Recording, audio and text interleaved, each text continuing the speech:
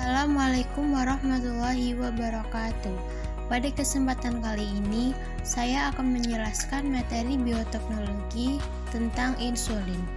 Saya mahasiswa dari Prodi Pendidikan IPA, Fakultas Keguruan dan Ilmu Pendidikan, Universitas Pancasakti Tegal.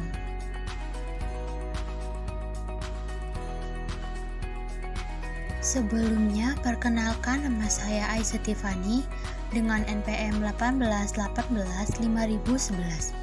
Saya mahasiswa semester 5 angkatan 2018. Saya lahir di Tegal tanggal 8 Juni tahun 2000. Insulin adalah hormon yang mengubah glukosa menjadi glikogen dan berfungsi mengatur kadar gula darah agar tetap dalam rentang nilai normal. Hormon insulin yang diproduksi oleh tubuh kita dikenal juga sebagai sebutan insulin endogen. Namun, ketika kelenjar pankreas mengalami gangguan sekresi guna memproduksi hormon insulin, di saat inilah tubuh membutuhkan hormon insulin dari luar tubuh. Dapat berupa obat buatan manusia atau dikenal juga sebagai sebutan insulin eksogen. Sejarah penemuan insulin berawal dari seorang ahli fisiologis kebangsaan Inggris yaitu Sir Edward Albert. Pada tahun 1910 dikatakan bahwa pankreas telah membawanya ke penemuan zat yang biasanya akan diproduksi pada orang normal, yaitu insulin. Ketika memasuki tahun 1920 di Universitas Toronto, Kanada, Dr. Frederick beserta asistennya Charles melakukan penelitian dengan menggunakan anjing. Anjing tersebut didiagnosis terkena diabetes. Setelah itu, mereka membuat substansi dari pankreas anjing lain. Hasilnya, kadar gula darahnya menurun dan terlihat lebih sehat dan kuat. Pada akhir tahun 1921, ahli biokimia James bergabung ke dalam tim penelitian Frederick dan Charles. James memiliki tugas untuk membuat insulin supaya dapat digunakan pada manusia dengan cara memurnikan ekstrak insulin anjing tersebut. Pada Januari tahun 1922 di Kanada, seorang anak laki-laki berumur 14 tahun bernama Leonard sebagai pasien diabetes penerima insulin pertama. Percobaan tersebut sukses besar dan penelitian insulin Frederick dan Charles pun semakin meluas. Kemudian, pada tahun 1981 ditemukan cara produksi insulin melalui rekayasa genetik dengan teknologi DNA rekombinan. Insulin dengan rekayasa genetik mempunyai efek samping yang relatif sangat rendah dibandingkan insulin dari ekstrak pankreas hewan. Organ penghasil hormon insulin yaitu pankreas. Pankreas sendiri adalah organ pada sistem pencernaan dan sebagai kelenjar endokrin yang berfungsi untuk memproduksi beberapa hormon penting seperti insulin. Struktur hormon insulin. Struktur hormon insulin terdiri atas rangkaian asam-asam amino. Dari gambar tersebut dapat dijelaskan bahwa model struktur hormon insulin adalah merah menunjukkan karbon, hijau menunjukkan oksigen, biru menunjukkan nitrogen, merah muda menunjukkan sulfur, dan pita biru atau ungu merupakan kerangka dalam sekuens asam amino. Pembentukan insulin. Insulin secara alami dihasilkan oleh pulau-pulau Langerhans pankreas. Kemudian insulin disintesis dan disekresikan ke dalam darah.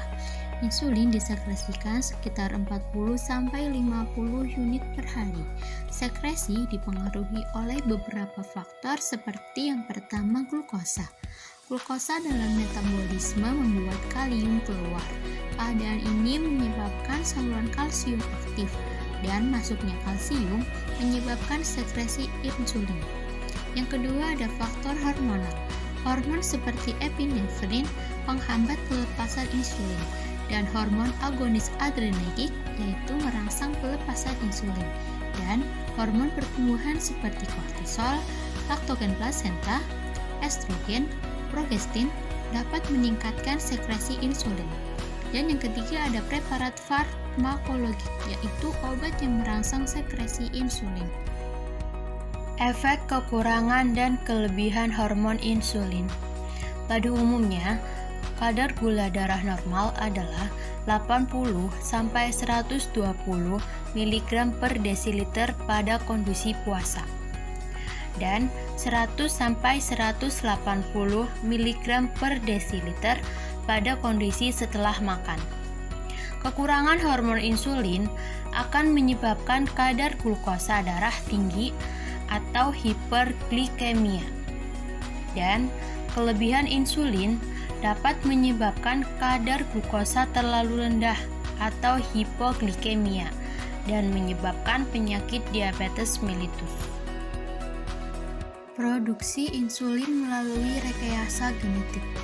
Produk hormon insulin manusia dapat dihasilkan dari teknik rekayasa genetik dengan teknologi plasmid. Teknik rekayasa genetik itu sendiri adalah suatu cara memanipulasi gen untuk menghasilkan makhluk hidup baru dengan sifat yang diinginkan.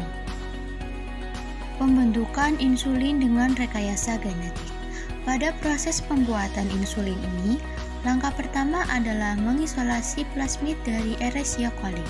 Plasmid ini adalah salah satu bahan genetik bakteri yang berupa untayan DNA berbentuk lingkaran kecil.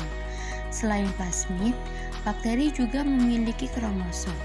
Keunikan plasmid ini adalah ia bisa keluar masuk tubuh bakteri dan bahkan sering dipertukarkan antar bakteri. Lalu pada langkah kedua, plasmid yang telah diisolir dipotong pada segmen tertentu menggunakan enzim restriksi endonuklease. Sementara itu, DNA yang diisolasi dari sel pankreas dipotong pada suatu segmen untuk mengambil segmen pengkode insulin. Pemotongan dilakukan dengan enzim yang sama. Selanjutnya pada langkah ketiga, DNA kode insulin tersebut disambungkan pada plasmid menggunakan bantuan enzim DNA ligase. Hasilnya adalah kombinasi DNA kode insulin dengan plasmid bakteri yang disebut DNA rekombinan.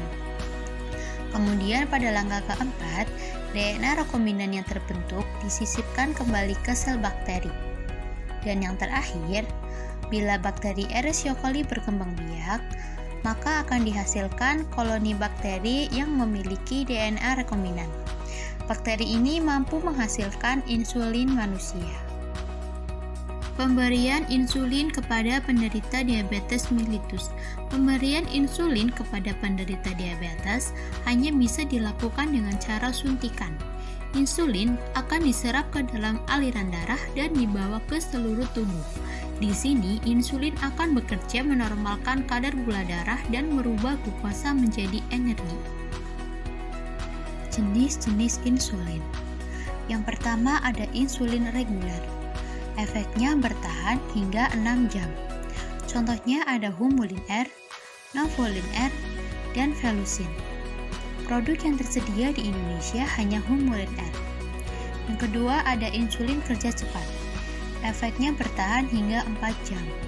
Contohnya ada Glulisin, Lispro, dan Aspart. Semua produknya tersedia di Indonesia. Yang ketiga ada insulin kerja sedang.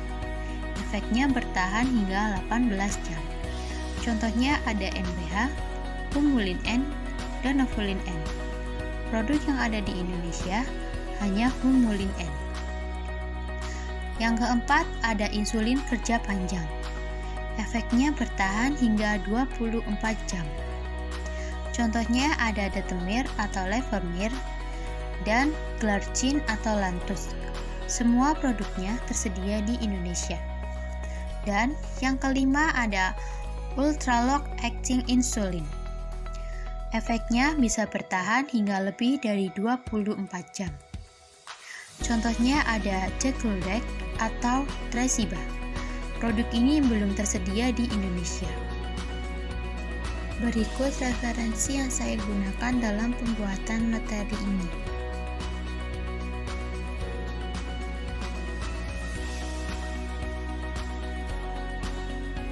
Sekian penjelasan dari saya. Saya mohon maaf apabila ada kata yang kurang tepat dalam penyampaian materi. Terima kasih. Wassalamualaikum warahmatullahi wabarakatuh. Ayo gabung bersama kami di Prodi Pendidikan IPA Universitas Pancasakti Tegal.